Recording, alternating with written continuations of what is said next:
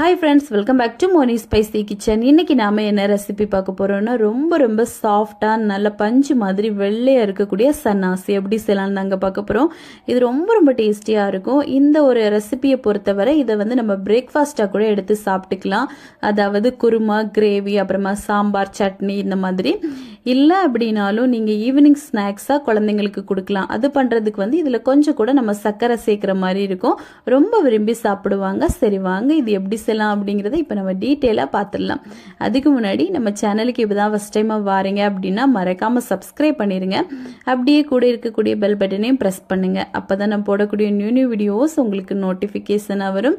மறக்காம லைக் பண்ணுங்க, ஷேர் பண்ணுங்க. இப்போ வாங்க வீடியோக்குள்ள போய் எப்படி செய்யலாம்னு பார்க்கலாம்.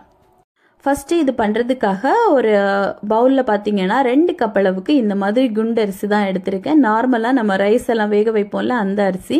இதுக்கு பதிலா நீங்க வந்து கேரளா அரிசி கூட எடுத்துக்கலாம். சம்பா அரிசின்னு சொல்லுவாங்க. இந்த மாதிரி குண்டா இருக்கும். அது கூட நீங்க வந்து எடுத்துக்கலாம்.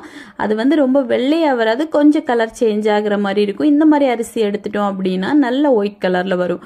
இப்போ இதுல ஒரு 1/4 கப்பு போல நம்ம வந்து ஜவ்வரிசி சேர்க்கிறோம். அப்புறமா 1/2 கப் அளவுக்கு உளுந்து, இது கூட 1 டீஸ்பூன் அளவுக்கு நம்ம வந்து வெந்தயம் சேர்க்கிறோம். நம்ம நார்மலா இதுக்கு முன்னாடி தட்டு இட்லி எப்படி பண்ணலாம் அப்படிங்கிற ஒரு வீடியோ போட்டிருந்தேன். அதே ஒரு ரேஷியோ தான் இதுக்குமே. இதுல நீங்க தேவைப்பட்டா 1 கப் அளவுக்கு பச்சை அரிசி கூட சேர்க்கலாம். அதுவும் ரொம்ப நல்லா வரும். நம்ம வந்து நார்மலா பண்றதுனால இந்த மாதிரியே பண்ணுவோம். இப்ப இதை ஒரு 3ல இருந்து 4 தண்ணி போல நல்லா வந்து நம்ம கழுவி வாஷ் பண்ணி எடுத்துட்டு வந்துடலாம். இப்ப பாருங்க நல்லா நம்ம வந்து கழுவி எடுத்துட்டு வந்துட்டோம்.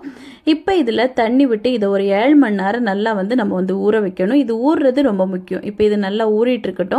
அதுக்கப்புறமா நம்ம மிச்ச வேலைகளை பார்க்கலாம். இது வந்து நம்ம நார்மலா அரிசியெல்லாம் ஊற வச்சு அரைச்சி புளிக்க வைக்கிற மாதிரி இருக்காது. நம்ம வந்து ஊற வைக்கிறதுக்கு மட்டும்தான் டைம் எடுக்கும். நம்ம புளிக்க வைக்கிறது ரொம்ப டைம் எடுக்காது. அதான் இதோட ஒரு ட்ரெடிஷ்னலா இது செய்யக்கூடிய மெத்தட் அப்படின்னு கூட சொல்லலாம். சரி இதை மூடி வச்சுட்டு இப்போ நம்ம ஒரு 7 மணி நேரம் ஊற விட்டுடலாம்.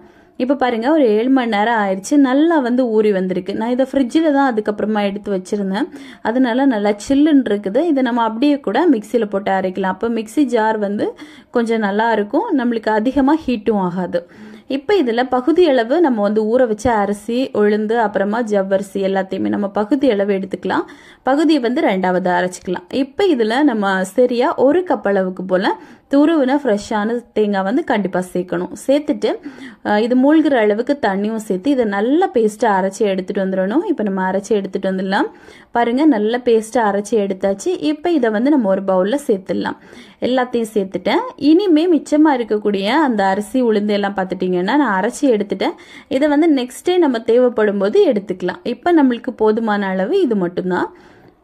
இப்போ இதை வந்து மாற்றி வச்சுட்டு நம்ம வந்து கொஞ்சமாக ஒரு பவுல் எடுத்துட்டு இதில் ஒரு 1/4 கப்பு போல் தண்ணி, சூடான தண்ணி தான் சேர்க்குறோம், வெதுவெதுப்பான தண்ணி. இதில் வந்து ஒரு 1.5 டேபிள் ஸ்பூன்லேருந்து ஒரு 2 டேபிள் ஸ்பூன் போல் சர்க்கரை சேர்க்குறோம், சுகர். அப்புறமா ஒரு 1/2 டேபிள் ஸ்பூன் போல் ஈஸ்ட். இதை வந்து நல்லா ரைஸ் ஆக நம்ம இப்போ விடணும். அதுக்காக தான் இப்போ இந்த ஈஸ்ட் சேர்த்துட்டு நல்லா வந்து மிக்ஸ் பண்ணி கொடுங்க. இந்த சர்க்கரை இது எல்லாமே நல்லா மிக்ஸ் ஆகிட்டு இதை மூடி போட்டு நம்ம வந்து ஒரு கிட்டத்தட்ட ஒரு 10 நிமிஷம் அப்படியே வச்சுட்டோம் அப்படின்னா இது நல்லா ரைஸ் ஆகி வரும். இப்போ இதை நல்லா மூடி போட்டுட்டு நம்ம வந்து ஒரு 10 நிமிஷம் கழிச்சு ஓப்பன் பண்ணி பார்க்கலாம். பாருங்க எந்த அளவுக்கு நல்லா பொங்கி வந்திருக்குன்னு. இப்போ இதை அப்படியே எடுத்து நம்ம ரெடி பண்ணி வச்சிருக்கோம்ல மாவு, அந்த பேட்டர்ல இதை அப்படியே சேர்த்துடலாம். சேர்த்துட்டு நல்லா மிக்ஸ் பண்ணி கொடுங்க.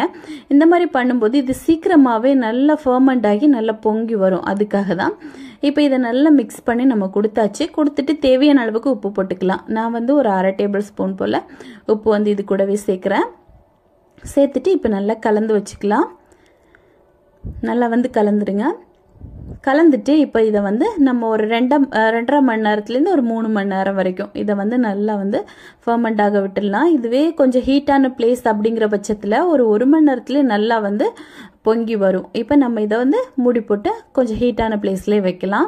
எனக்கு பார்த்துட்டிங்கன்னா கிட்டத்தட்ட ஒரு 2.5 மணி நேரம் ஆயிடுச்சு இது நல்லா உப்பி வர்றதுக்கு. இப்போ பாருங்கள் எந்த அளவுக்கு நல்லா பொங்கி இந்த அளவுக்கு புளிச்சு வந்திருக்குன்னு. இப்போ நம்மளுக்கு பேட்டர் வந்து ரெடி. இதை வந்து ரொம்ப போட்டு மிக்ஸ் பண்ணக்கூடாது, கொஞ்சமாக ஜென்டிலாக மிக்ஸ் பண்ணணும். அதுக்காக மிக்ஸ் பண்ணாமலும் விடக்கூடாது. அப்புறமா நல்லா உதிரியாக ஒரே மாதிரி வராது. அதனால கொஞ்சம் ஒரு மீடியமாக நல்லா மிக்ஸ் பண்ணி எடுங்க. மிக்ஸ் பண்ணி எடுத்துட்டு இப்போ நம்ம இதை வந்து குக் பண்ணிடலாம். இதுக்காக நம்ம இந்த மாதிரி சின்னதாக இருக்கக்கூடிய கிண்ணம் தான் எடுக்கணும். இதில் தான் ட்ரெடிஷ்னலாக பண்ணுறாங்க. இல்லை அப்படின்னா நீங்கள் இட்லி தட்டில் கூட வேணும்னா வேக வச்சு எடுத்துக்கலாம். இப்போ இதில் கொஞ்சமாக தேங்காய் எண்ணெய் தான் சேர்த்துருக்கேன். சேர்த்துட்டு நல்லா வந்து எல்லா பக்கமும் இந்த மாதிரி ஸ்ப்ரெட் பண்ணி விடுங்க. அப்போ தான் இது ஒட்டாமல் சீக்கிரமாகவே சூப்பராக நம்மளுக்கு இலகி வரும். இப்போ இந்த மாதிரி எல்லா பக்கமும் நல்லா தடவி விட்டுட்டு நம்ம பேட்டரை வந்து உள்ளே விட்டுடலாம். இதுக்காக நீங்கள் மூழ்கிற அளவுக்கு விட்டுறக்கூடாது, கொஞ்சம் அதிகமாக விட்டுறக்கூடாது. இது கொஞ்சம் பொங்கி வரும். அதனால ஒரு 3/4 பாகம் போல் நம்ம வந்து மாவு சேர்த்துக்கலாம். இப்போ எல்லா மாவையுமே சேர்த்துக்கோங்க. சேர்த்துட்டு இதை வந்து நம்ம ஆவியில் வேக வைக்க போகிறோம். இதுக்காக ஒரு ஸ்டாண்ட் போட்டு தண்ணி வந்து நல்லா கொதிச்சதுக்கப்புறமா உள்ளே வந்து நம்ம அந்த கிண்ணத்தை வச்சிடலாம்.